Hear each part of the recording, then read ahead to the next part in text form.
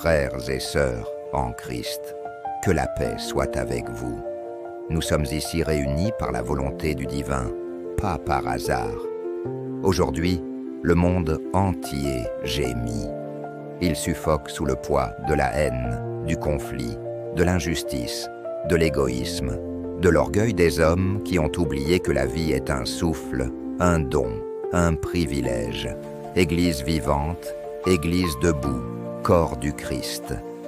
Nous nous tenons pour intercéder, car ce que l'homme ne peut résoudre par les armes, notre Dieu peut l'apaiser d'un regard. Là où les politiques échouent, la prière triomphe. Là où les stratégies divisent, l'amour nous unit. Aujourd'hui, cette prière est une offrande, un cri commun.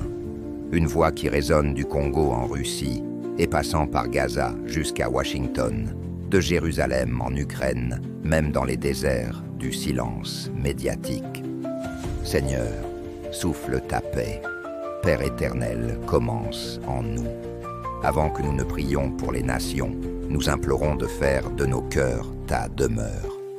Car un cœur troublé ne peut semer la paix. Purifie nos regards, sanctifie nos intentions, apaise nos colères secrètes, enlève de nous l'esprit de vengeance, la flèche du ressentiment, et fait de nos pensées autel de pardon. Nous confessons que parfois nous avons été indifférents à la souffrance d'autrui. Tant que les guerres étaient loin, nous avons fermé les yeux. Pardonne-nous. Et aujourd'hui, Seigneur, fais de chacun une flamme d'amour, un porte-parole de ton esprit, un reflet de ton royaume. Seigneur Jésus, Prince de la paix, regarde l'Ukraine, la désolation, les familles dispersées, les villes écrasées, les vieillards sans toit, les enfants qui s'endorment au bruit des sirènes. Interviens là où la diplomatie s'essouffle, là où la haine est enracinée. Dieu inspirant, nous prions pour les dirigeants russes et ukrainiens. Inspire-leur un nouveau cœur. Brise les chaînes de l'autoglorification et de la stratégie militaire. Laisse souffler ton Esprit Saint dans les palais, dans les champs de bataille, dans les tranchées oubliées. Protège ceux qui veulent simplement vivre en paix. Réunis les deux peuples, Seigneur, car tu transformes les larmes en semences d'espérance. Éternel, que ton shalom descende sur Jérusalem, sur Gaza, à Tel Aviv, à Ramallah.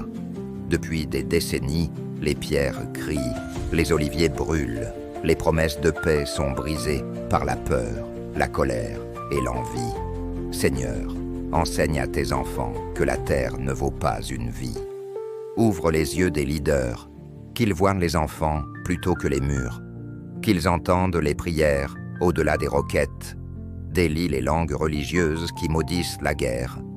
Crée une prière commune à mères israéliennes et palestiniennes, un futur sans violence. Dieu d'Abraham, Seigneur des montagnes et des vallées, regarde l'est du Congo, entend le sang innocent crier de Goma, Bukavu, Beni. Le monde reste silencieux, mais tu écoutes, Éternel. Interviens, Seigneur. Envoie tes anges dans les forêts où se cachent les bourreaux. Garnis de courage les pasteurs, prêchant malgré la crainte. Lève des pacificateurs, des prophètes, des leaders intègres. Restaure le Congo, ce sera été symbole de renaissance, pas de rivage de sang. Seigneur omnipotent, qui renverse les empires et fait lever les humbles, regarde les tensions entre l'Occident et l'Orient, les États-Unis et la Russie, les économies mondiales. Le monde est en train de se brûler avec du feu nucléaire. Les médias font peur. Les gens sont pris en otage par l'ambition de quelques-uns. Seigneur, déposez votre silence dans les salles stratégiques. Envoie ton esprit au centre de chaque décision. Rappelez aux puissants que la terre vous appartient et que les gens ne sont pas des pions. Rappelle-nous que l'autorité est celle qui aime, pardonne et sauve. Seigneur, nous prions pour les fils d'Abraham, juifs, chrétiens, musulmans. Nous avons tous reçu une promesse, mais nous nous sommes séparés au lieu de s'aimer. Pardon, Père. Dis-nous que la vérité n'a pas besoin de bombes. Votre nom ne sera pas glorifié à travers des armes, mais à travers l'amour. Faites nos églises des maisons d'accueil. Transforme les minarets, les synagogues et les églises en sources de paix.